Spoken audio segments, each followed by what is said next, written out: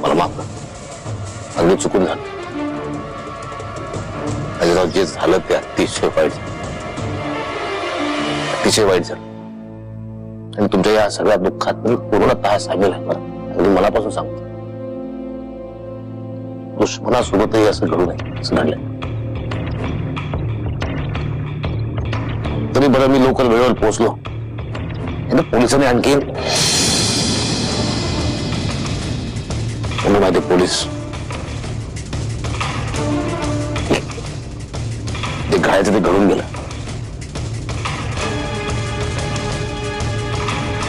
पण सांगा, बंदूक आणि तलवारी घेऊन तुम्ही कुठे नाही खरा अडकवलंय मला याच्यात.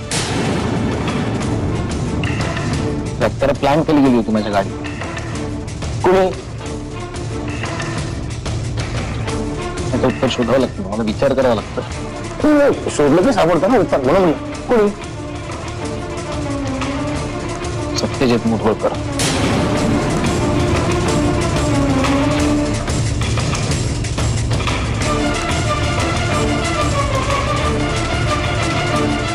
त्याच कारस्थान. मी अनुराधाला ट्रेस केलं हे कळलं असेल ना त्याला, म्हणून माझा काटा काढण्यासाठी आज सापळा रचला त्याने. खूप मोठी किंमत चुकवावी लागणार आहे.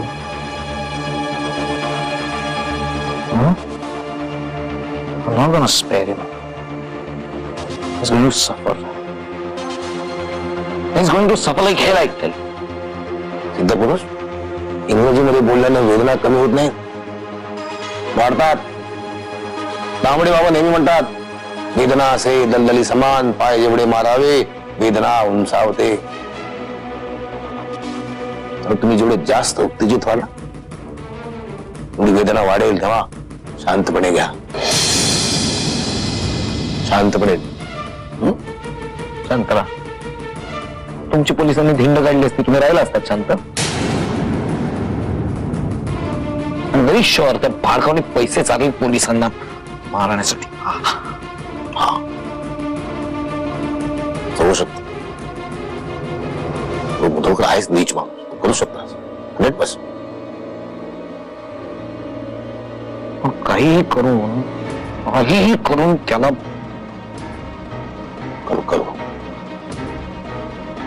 करू सिद्ध पुरुष, ते करायचंच आहे. जेव्हा त्याची वेळ येईल ना, बंदुकीचा चाप मी तुमच्याकडे दे. करा काय करायचं ते.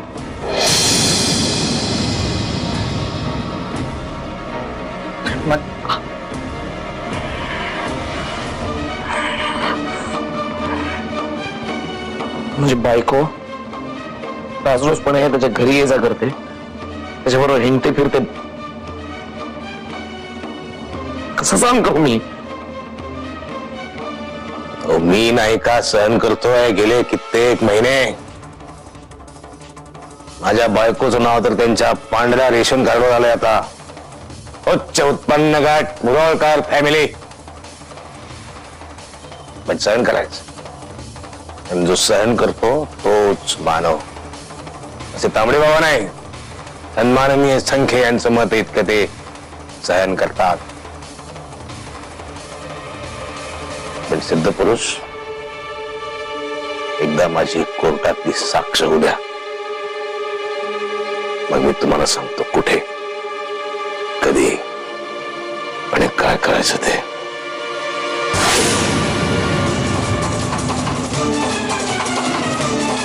गजल ने किया है इशारा, घड़ी भर का है खेल सारा, तमाशा ये बन जाएगा खुद तमाशा, एकदम बदल जाएगा ये नजारा, बदल जाएगा ये नजारा. म्याऊ म्याऊ म्याऊ.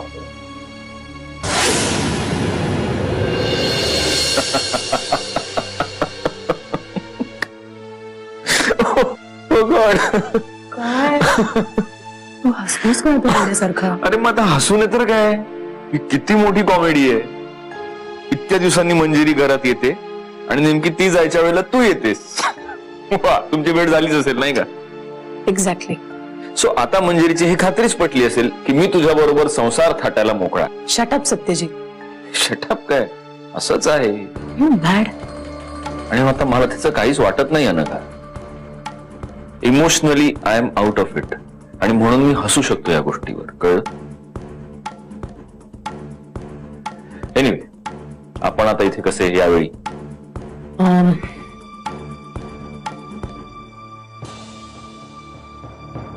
थँक्यू.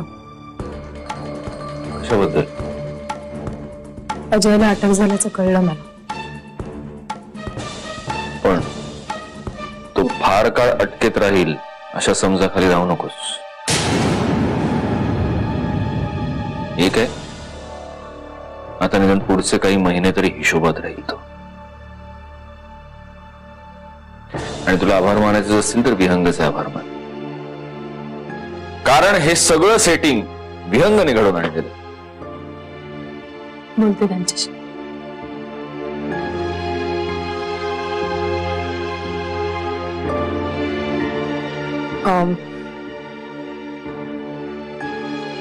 तुझ्या आईला संध्याकाळचा औषधांचा डोस दिलाय? मी राहू, मी बघते.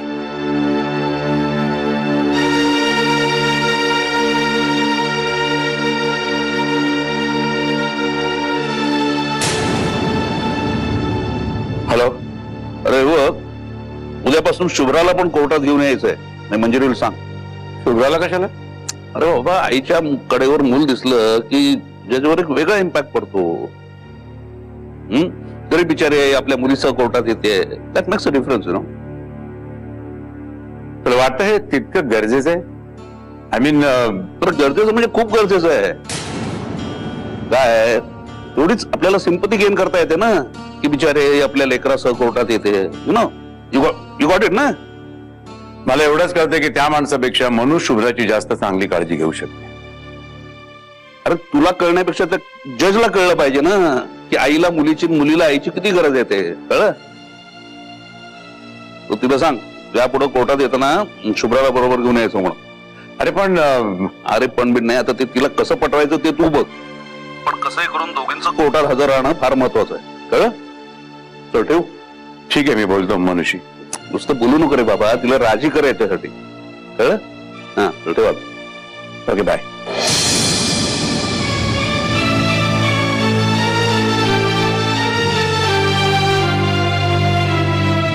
कुठे गेली होतीस?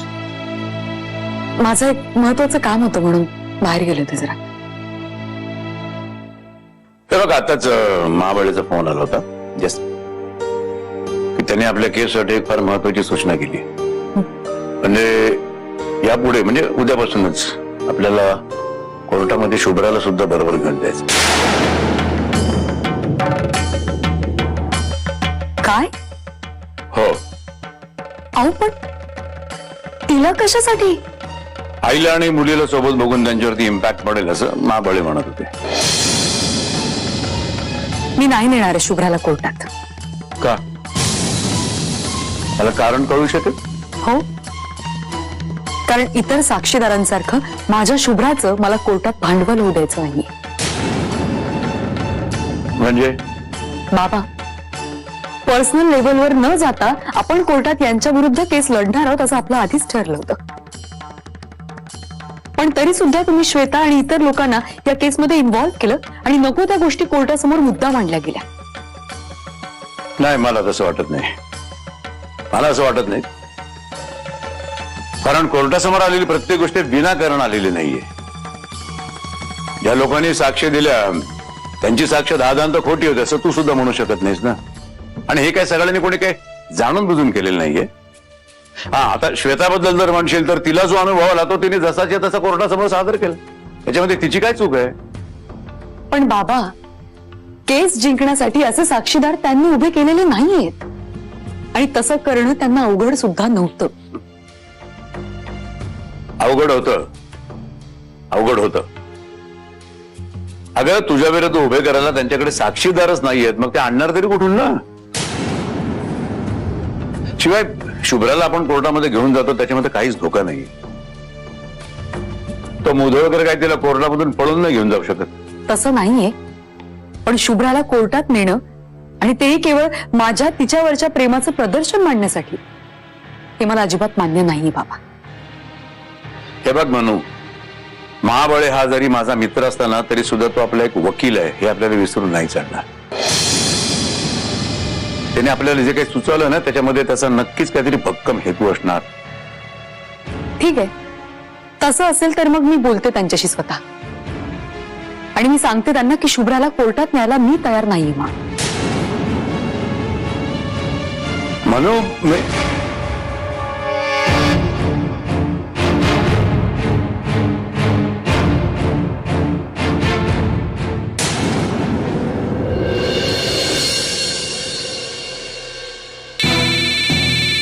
Good morning. मॉर्निंग. थोडं बोलायचं होतं, बोलू शकते? बोला ना प्लीज. तुमच्या बायकोच्या वकिलानं कोर्टात आणखी काही साक्षीदार बोलवण्याची परवानगी मागितली आणि जजनी ती दिली असा कॉल आला होता मला. कोण आहे साक्षीदार? सध्या 2 नावं कळली आहेत. एक स्वप्नील वाडेकर.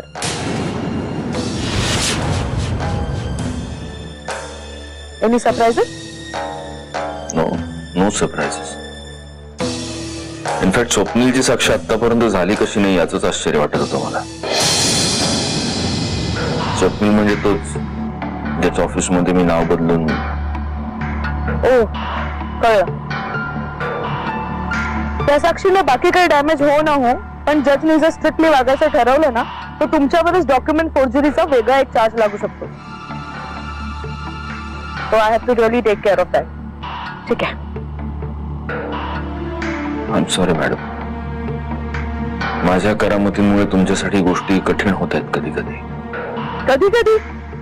वा मुधोळकर, तुमचा सेन्स ऑफ ह्युमर अजूनही इंटॅक्ट आहे. Sorry, I really didn't mean to be so मीन.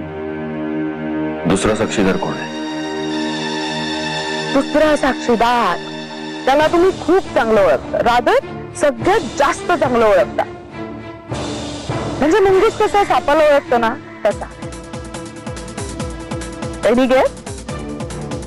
दादा होळकर. खरंच खूप चांगलं ओळखता तुम्ही त्यांना.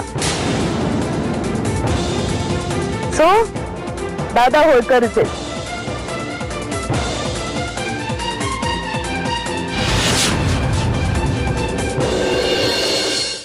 नाही बाबा, दादा होळकर जर कोर्टात साक्ष द्यायला येणार असेल तर मी कोर्टात पाय सुद्धा ठेवणार नाही. का म्हणजे कमरेखाली वार करायचे नाहीत हे महाबळांसमक्ष तुम्हाला बोलले मी. आणि तो हलकट माणूस कोर्टात नेमकं तेच करणार याची पूर्ण खात्री आहे मला. मला खरंच कळत नाही त्या नालायक माणसाची आपल्याला गरजच काय आहे. कोर्टात त्याची साक्ष महत्वाची ठरू शकते. अहो पण का? त्या माणसाला इतकं महत्व देण्याची काय गरज आहे? तुम्ही त्याला पुरते ओळखून आहात बाबा. तुमच्याकडे नोकर म्हणून काम करत असताना त्याने तुमच्या पाठीत खंजीर खुपसला होता, माहिती आहे ना? मग उद्या कोर्टात साक्ष देते वेळी तो दगाफटका करणार नाही याची काय गॅरंटी आहे? आणि तरी सुद्धा तुम्ही त्याच्यावर विश्वास ठेवता? हो, यावेळी ठेवतोय. कारण तो तुझ्या नवऱ्याला बर्बाद करायला आसुसलेला आहे. त्यामुळे तो आपल्या बाजूने साक्ष नक्की देईल. हे बघ, मला तुझ्या नवऱ्याला बर्बाद करायचं नाही, बिलकुल इच्छा नाही माझी. मला फक्त माझी नात हवी. That's all. मी फक्त एकच सांगते बाबा, आतापर्यंत त्या माणसाने नाही ते उद्योग केले, अगदी खून करेपर्यंत गुन्हे केलेत त्याने. खर तर त्याच्यासारखा नीच माणूस आपल्या सावलीला सुद्धा उभा राहता कामा नये. आणि तुम्ही फक्त तुमच्या स्वार्थासाठी त्याला जवळ करतात एवढंच लक्षात ठेवा. जवळ करतो म्हणजे का त्याची सोयरीक नाही करत आहे मी. हो, मी स्वार्थी आहे. मी स्वार्थी बनलोय, माझ्या नातीसाठी स्वार्थी बनलोय मी. तुला एक सांगू म्हणून, त्या दादा होळकरपेक्षा नीच आणि नालायक तुझा नवरा आहे. दादा होळकर एकतर थेट आणि सरळ वार तरी करतो. तुझा नवरा स्वतःला व्हाईट कलर म्हणतो आणि निलादिरेपणाचं प्रदर्शन मांडत हैदोस घालतो. आता उगाच यांची आणि दादा होळकरची तुलना करू नका. का? खरं आहे ते. मला एक सांग, जसं सामंजस्याने तुझा नवरा तुला डिवोर्स द्यायला तयार झाला, तशी तुला तुझ्या मुलीची कस्टडी द्यायला का तयार होत नाहीये? एक लक्षात घे मनू, त्याला तुझी गरजच नाहीये, त्याला त्याची फक्त मुलीची कस्टडी हवी आहे. कारण एकदा त्याला त्याच्या मुलीची कस्टडी मिळाली आणि मग तुझ्याशी डिवोर्स झाला ना की मग त्याचे पुन्हा तो प्रकार करायला मोकळा, म्हणजे थिल्लरपणा करायला मोकळा. मग बिंदासपणे त्याला रंगेलपणा करता येईल. एकदा मुलीची कस्टडी मिळाली ना की मग लफडं असलेल्या बाईबरोबर लग्न करायची गरजच भासणार नाही ना त्याला. प्लीज, वास्तव बोलतोय मी. आश्चर्यचकित होण्याची गरजच नाहीये. डिवोर्स नंतर आम्ही दोघांनी काय करायचं हा आम्हा दोघांचाही वैयक्तिक प्रश्न आहे. कारण त्यानंतर आम्ही एकमेकांना बांधील नसणार. पण म्हणून आता कोर्टात दादा होळकर सारख्या माणसाला साक्षीदार म्हणून उभं करण्यात काय अर्थ आहे? त्यामध्ये सगळ्या गोष्टी माफ असतात म्हणून. हे युद्ध नाहीये, हा माझ्या आणि माझ्या मुलीच्या आत्मसन्मानाचा प्रश्न आहे. जेव्हा तुझा नवरा तुझ्यावरती संशय घेऊन माझ्या संस्काराचे वाटेल तसे धिंडवडे काढत होता ना, तेव्हा कुठे गेला होता का तुझा आत्मसन्मान? हे सुद्धा तसंच आहे. एक बाप म्हणून मी माझं कर्तव्य बजावतोय. तुला न्याय मिळवून देणं हे माझ्यासाठी एखाद्या युद्धासारखंच आहे. आणि त्यासाठी दादा होळकर पेक्षा अगदी नालायक माणसाला मला कोर्टामध्ये आणायची गरज भासली ना तर मी ते सुद्धा करीन. असं बोलून तुम्ही तुमच्याच तत्वांना तिलांजली देताय बाबा. यापूर्वी मी तुम्हाला असं कधीही वागताना पाहिलं नव्हतं. हे बघ, माझ्याशी या विषयावरती जास्त चर्चा करत बसू नकोस आणि मला सल्ले सुद्धा देऊ नकोस. त्यासाठी आपण वकील नेमलाय ना. मग हे बघ, वकील मला जे काय सांगेल ना तेच फक्त मी ऐकणार.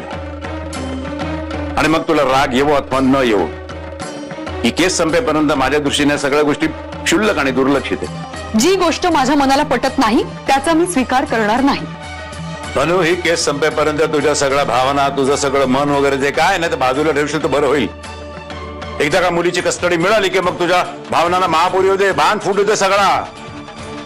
आणि मी जे काय आता बोलतोय ना ते तुला स्वच्छ आणि स्पष्टपणे कळते अशी माझी अपेक्षा आहे.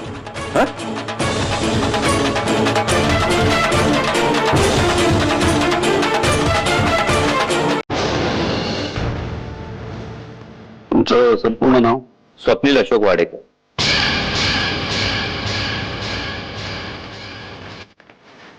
वाडेकर साहेब, मला तुम्ही सांगा, तुम्ही पृथ्वीराज सरनाईक आणि मंजिरी सरनाईक यांना कसं काय ओळख? पृथ्वीराज सरनाईक माझ्या बाबांचे खूप जुने मित्र आणि मंजिरी त्यांची मुलगी. लहानपणी आम्ही काही काळ एकत्र घालवल्यात पुण्यात. त्यानंतर आम्ही नागपूरला शिफ्ट झालो. तर हा जो माणूस इकडे बसलेला आहे त्या माणसाकडे नीट पहा. मला सांगा, मी त्यांना ओळखता? होय. काय म्हणून ओळखतं? ही व्यक्ती माझ्या फर्ममध्ये संजय सरंजामे या नावानं काम करत होती.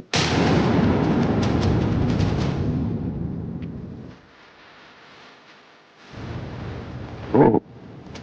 मला नंतर कळलं की यांचं खरं नाव सत्यजित मुधोळकर.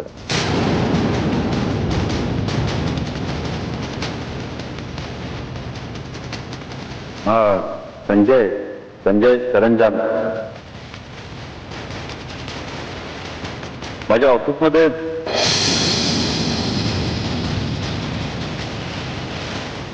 काय करतो? एक मिनिट स्वप्नील, अरे तुझा काहीतरी गैरसमज होतोय. कसला व्यक्ती? हाय स्वप्नील, मी Satyajit Mudholkar. Your honour, mister मुधोळकरांचा एक नवीनच पराक्रम कोर्टासमोर आलेला आहे. त्यांनी खोट्या नावानं खोटे पेपर सादर करून वाडेकरांच्या फॉर्ममध्ये घुसखोरी केलेली.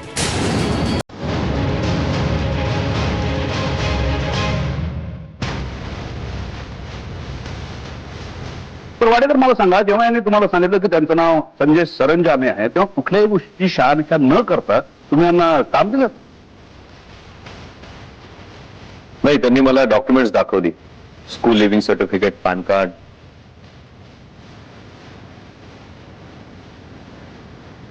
ही सगळी कागदपत्र, सगळे डॉक्युमेंट्स संजय सरंजामे या नावानंच होती. होय.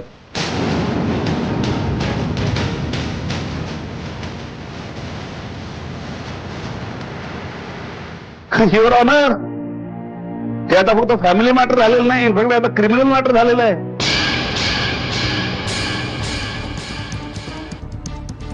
कारण पॅन कार्ड सारख्या महत्वाच्या डॉक्युमेंटवर फोर्जरी करण्याचा भयंकर मोठा गुन्हा या मुधोळकर नावाच्या माणसानं केलेला आहे. इनफॅक्ट मला तर असं फिलिंग आहे की आय शुड विड्रॉ माय केस. कारण ज्या माणसाची मेंटॅलिटी इतकी क्रिमिनल आहे, अशा माणसाला एका निरागस गोड निष्पाप मुलीची कस्टडी द्यायची की नाही, हा माझा $1 मिलियन क्वेश्चन आहे. आणि अर्थात हे कोर्टाने ठरवायचं. That's all your on.